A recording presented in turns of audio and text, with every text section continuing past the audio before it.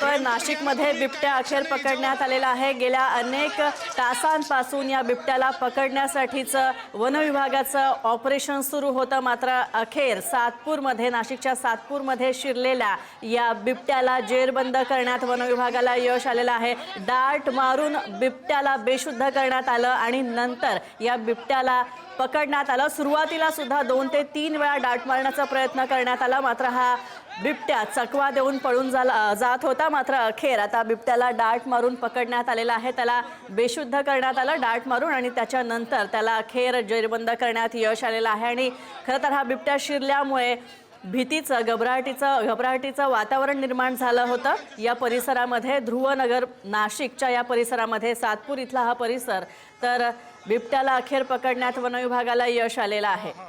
ठीक आहे।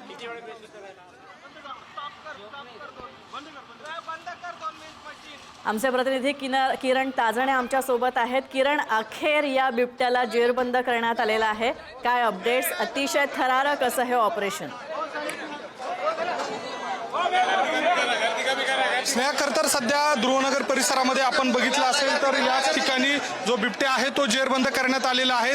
मोठी बग्यांची संख्या खरतर या ठिकाणी बघायला मिळते। गेल्या 3 ते 4 तासांपासूनचा हा संपूर्ण जो थरार होता, बिबट्याचं सर्च ऑपरेशन होतं ते सुरू होतं आणि अशा सगळ्या परिस्थितीमध्ये आता जर बघितलं तर काही वेळापूर्वीच बिबट्याला डाट मारून त्याला या ठिकाणी बेशुद्ध करण्यात आलेलं होतं आणि त्यानंतर आता बिबट्या जो आहे तो जेरबंद करण्यात आलेला आहे। एकूणच या सगळ्या पार्श्वभूमीवर जर बघितलं तर या सगळ्या दरम्यान नागरिकांमध्ये भीतीचं वातावरण पसरलेलं होतं। शहरी भागात एकूणच नागरी वस्तीमध्ये असलेला जो बिबट्या आहे तो अचानक या सगळ्या परिस्थितीमध्ये आला, त्यामुळे जर बघितलं तर एक मोठी या ठिकाणी नागरिकांमध्ये भीती निर्माण झालेली होती। अशा सगळ्या परिस्थितीमध्ये आता बिबट्या जो आहे तो जेरबंद केल्यानंतर या ठिकाणी घेऊन जात आहे। दुसऱ्या बाजूला याच ठिकाणी वन विभागाचे जे कर्मचारी आहेत ते देखील या ठिकाणी पोहोचलेले आहेत। आपण त्यांच्याशी देखील बोलण्याचा प्रयत्न करूयात। काय या सगळ्या दरम्यान सांगा? सकाळपासून जेव्हापासून आमच्या विभागाला कळालं, तात्काळ घटनास्थळी आमची जी काही रेस्क्यू टीम आहे ती सर्व दाखल झाली। वन विभागाला पोलीस प्रशासनाची चांगली मदत भेटली। एक ठिकाणी तो दडून बसला होता, प्रथम आम्ही JCBच्या साहाय्याने त्याला बाहेर काढलं आणि त्यानंतर ह्या रोजच्या बॅक साईडला जो वॉशिंग एरिया आहे त्याच्या लॉफ्टवर तो होता आणि त्याला ट्रँक्युलाइज करून सुरक्षितरित्या ताब्यात घेतलेला आहे। किती वेळ गेला या सगळ्या सर्च ऑपरेशनला? बिबट्याचं वय 1 वर्ष जास्त नाही। आता ते सर्व ज्या वेळेला त्याची वैद्यकीय तपासणी होईल त्यात ते निष्पन्न होईल। तरी आता 3.5-4 तास चाललंय हे सर्व। आपल्यासोबत इथले लोक स्थानिक नगरसेवक आहे। काय या सगळ्या काळामध्ये भीती निर्माण झाली होती? अतिशय भीती निर्माण झाली होती। याच्या अगोदर अनेक वेळा बिबटे निघाले, परंतु खैरनार साहेब आणि ही सर्व पोलीस डिपार्टमेंट आणि ही सर्व अधिकाऱ्यांनी खूप चांगलं नेहमी सहकार्य करतात। आज पण त्यांनी पूर्ण वेळ देऊन आज या ठिकाणी पोलीस प्रशासन असेल, वन विभाग असेल, फॉरेस्टचे सगळे अधिकारी असतील, या सगळ्यांनी आज खूप चांगलं सकाळपासून अमोल पाटील यांनी खूप चांगलं नियोजन करून या ठिकाणी बिबट्याला धरल्यामुळे आज आम्हाला इथं शांतता मिळाली। इथं जंगल आहे फॉरेस्टचं आणि फार मोठं येते तिथं खूप जंगलामुळे या भागामध्ये ते येतात, लपतात, त्यामुळे या भागामध्ये बिबटे येतात। काय बंदोबस्त करायला पाहिजे सरकारने असं आपल्याला वाटतं? नाही, ते नेहमी जेव्हाही फोन केला तेव्हा ते आपल्याला मदत करतात आणि ज्या ज्या ठिकाणी तो जे पिंजरे असतात ते पण लावतात आणि आता ते जनावर आहे ते निघतच राहतं, त्यामुळे आपण आता कायमस्वरूपी त्यांच्यासाठी जेव्हाही बोलवलो तेव्हा येतात। सर, एक महत्त्वाचा मुद्दा, वारंवार हे बिबटे निघतात, काय कारण बिबटे सातत्यानं निघण्याचे? हा जो बिबट आहे हा सब ॲडल्ट आहे। याला पूर्ण बिबट्या एवढं आकलन नसतं। तो एखाद्या म्हणजे श्वान किंवा असं कुत्र्याच्या मागे वगैरे रात्री तो प्रवास करत शहरात त्यांनी प्रवेश केलेला असेल आणि त्यानंतर ज्यावेळेला इथं जनतेने बघितलं, पब्लिकने बघितलं, तो गोंधळून गेला आणि लपून बसला होता आणि त्यानंतर कसं रेस्क्यू केलं ते सांगितलं। टीम आपले किती लोकांची टीम काम करत होती? तरी सर्व मिळून आमचे 30 एक लोक होते आणि एक आमचं रेस्क्यू म्हणून एक स्वयंसेवी संस्था आहे, त्यांची मदत पण आम्हाला मिळाली. किती डाक मारले त्याला? एक डार्टमध्येच व्यवस्थित झालं आहे त्याचं. त्याला आता कुठे आपण ठेवतो? आमचं TTC सेंटर म्हणून म्हसरूळला आहे. आता तिथं त्याचं प्राथमिक उपचार होईल आणि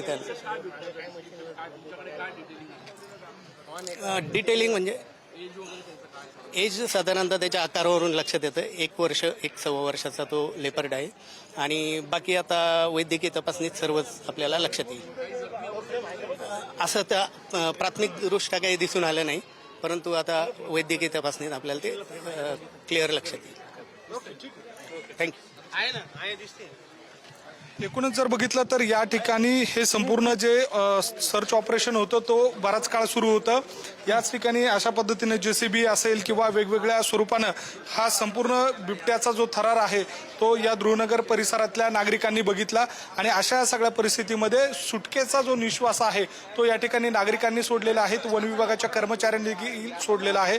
जवळपास 3 ते 4 तास हे सगळं सर्च ऑपरेशन सुरू होतं आणि या सगळ्या दरम्यान जो डाट मारला तो या नंतर बिबट्या बेशुद्ध झाला आणि त्याला पकडण्यामध्ये वन विभागाच्या आणि एकूणच जी रेस्क्यू टीम होती त्यांना या ठिकाणी यश आल्याचं आपल्याला बघायला मिळतंय. स्नेहा. नक्कीच किरण, आजूबाजूला सुद्धा बरीच गर्दी जमलेली आहे. खरं तर बिबट्या शिरलाय म्हटल्यावर, श्वापच शिरलाय म्हटल्यावर साहजिकच भीती असणार सगळ्यात. आपण प्रयत्न करू शकतो का इतर रहिवाशांशी बोलण्याचा? स्नेहा, अगदी खरं. या सगळ्या परिसरामध्ये अनेक बग्यांची मोठी गर्दी झालेली होती. प्रामुख्यानं जर बघितलं तर या सगळ्या काळामध्ये ज्या वेळेला बिबट्या नाशिकमध्ये शहरात ज्या वेळेला शिरला त्यावेळेला नागरिकांची मोठी गर्दी झालेली होती आणि त्या गर्दीमुळे देखील अनेकदा अडचणी सगळ्या या काळामध्ये झाल्या होत्या. जे नागरिक या ठिकाणी उपस्थित आहे त्यांच्याशी बोलूया. काय सांगाल, बिबट्या जेरबंद झालाय मात्र मोठ्या प्रमाणामध्ये भीती निर्माण झाली होती नागरिकांच्या मनात, तुमच्या मनात काय आलं? खूप मोठं रेस्क्यू ऑपरेशन प्रशासनाच्या मार्फत इथं करण्यात आलं आणि आमचे अमोल दादांनी पण इथं खूप मोठ्या प्रमाणात सगळ्यांना इन्फॉर्म करून त्वरित बोलवण्यात आलं. त्यामुळे बिबट्या आल्यानंतर काय मनात आलं? आता इथे भरवस्तीत तो घुसल्यामुळे तो कुठून आला, काय आला, कसा आला, कधी येऊन बसला, कारण तो एका कन्स्ट्रक्शनच्या साईटवर येऊन बसला होता आणि सकाळी जो माणूस तिथे पाणी मारण्यासाठी गेला तर तेव्हा तो त्याच्या लक्षात आला आणि मग तिथून त्याची हे झाली, कळाला तो. बिबट्याची किती धास्ती होती? खूप जास्ती होती. खूप लोक मोठ्या प्रमाणात घाबरलेले होते. पण ज्यावेळेस पहिल्यांदा ज्या व्यक्तीने बघितलं त्यावेळेस अमोल पाटील दादांना फोन केला, त्यावेळेस त्यांनी सर्व रेस्क्यू टीम बघून योग्य पद्धतीने हँडल केलेलं आहे आणि वारंवार बिबटे आतापर्यंत 2-3 वेळेस येऊन गेलेले. वारंवार बिबटे येत आहे त्यामुळे भीती मनामध्ये आहेत. मात्र सध्याच्या परिस्थितीला ज्या पद्धतीने हँडल या ठिकाणी इथल्या स्थानिकांनी वन विभागाने केलेली ही सगळी परिस्थिती जी आहे ती देखील इथले नागरिक सांगतायत. त्यामुळे एक प्रकारे सुटकेचा जो निश्वास आहे तो इथले नागरिक सोडताना दिसत आहे. मात्र महत्वाची बाब म्हणजे नाशिक शहराच्या आजूबाजूला नदी आहे, त्यासोबतच जंगल परिसर आहे, त्यामुळे बिबट्याचा जो वावर आहे तो वारंवार या ठिकाणी दिसून येतोय. पुन्हा एकदा नाशिक शहरामध्ये बिबट्या निघाला म्हणून नागरिकांच्या मनामध्ये भीती निर्माण झालेली होती. मात्र या सगळ्या परिस्थितीवर तात्काळ या ठिकाणी वन विभागानं आणि त्यासोबतच इथले जे लोकप्रतिनिधी आहेत त्यांनी प्रयत्न केले, त्यामुळे कुठल्याही पद्धतीचा अनुचित प्रकार म्हणा किंवा कुणालाही या सगळ्या दरम्यान इजा झाली नाही. स्नेहा. नक्कीच सुदैवानं कुणाला इजा झाला नाही किरण, पण धन्यवाद या सगळ्या अपडेट्सबद्दल. अर्थात जंगली श्वापद आणि बिबट्या आणि मानवांमधला हा संघर्ष आहे आणि यावर कायमस्वरूपी तोडगा निघणं अत्यंत गरजेचं आहे. आपण पाहतोय गेले कितीतरी तास या बिबट्याच्या रेस्क्यूचा थरार सुरू होता. अखेर याला जेरबंद करण्यात वन विभागाला यश आलंय.